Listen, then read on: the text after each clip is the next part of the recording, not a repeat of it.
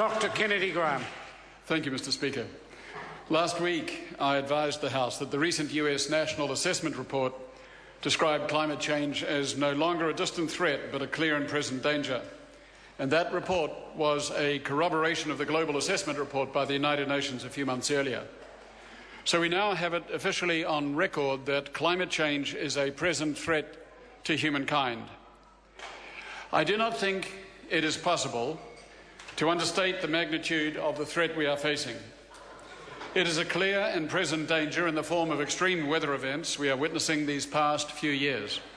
On the strength of a 0.8 degree temperature rise, we are witnessing the likes of hurricanes Katrina and Sandy in the United States, Haiyan in the Philippines, along with floods in Asia and the Americas, forest fires in Russia and Australia, heat waves and drought in Europe and elsewhere, including here.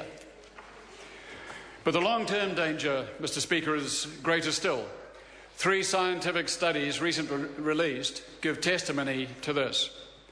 A report by NASA and UCAL finds 6 major glaciers in western Antarctica that seem to be locked in an irreversible thaw linked to global warming. 6 glaciers, eaten away from below by the warming waters around the ice continent, are flowing fast into the Amundsen Sea, according to satellite data for the past 2 decades. According to the lead author, a large sector of the West Antarctic ice sheet has gone into, quote, a state of irreversible retreat. The glaciers hold enough ice to raise sea levels by 1.2 metres over a period of centuries.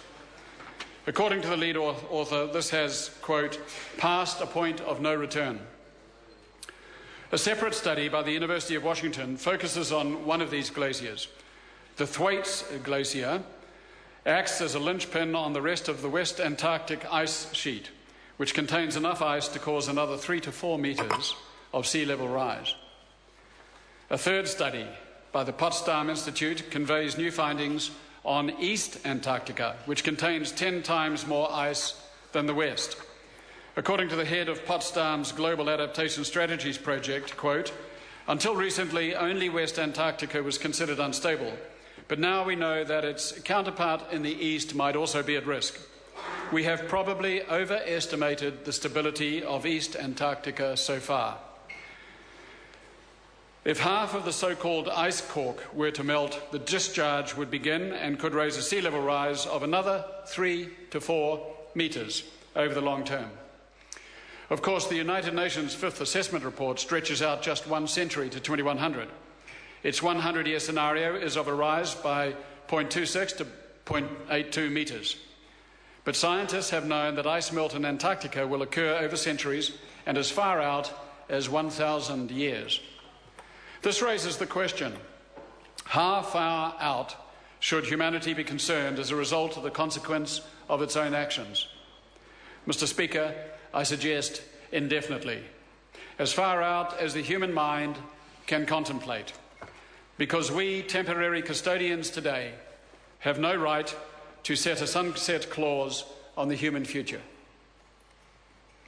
I invite my national colleagues in the chamber to read from their script that this is alarmist nonsense. They are the same MPs who failed to turn up to the parliamentary briefing our Kiwi scientists gave on these issues just last October. To the extent that such ice melt is irreversible, we must begin to learn to adapt. But above all, we must up our game on mitigation, reducing emissions, very far and very fast. Why should we care today about future generations? For those who have to ask the question, there is a ready and equally self-interested answer. It is because the clear and present danger applies to New Zealand's way of life. It puts today's economy, today's jobs, the homes we live in today, the local environment we enjoy today at risk. Today. This government's policies are making things worse and putting New Zealand at risk through its inaction today.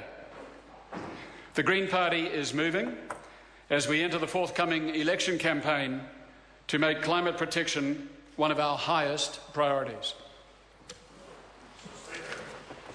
Honourable Peter Dunn. Speaker, very little of what has gone on in this chamber in the last week or so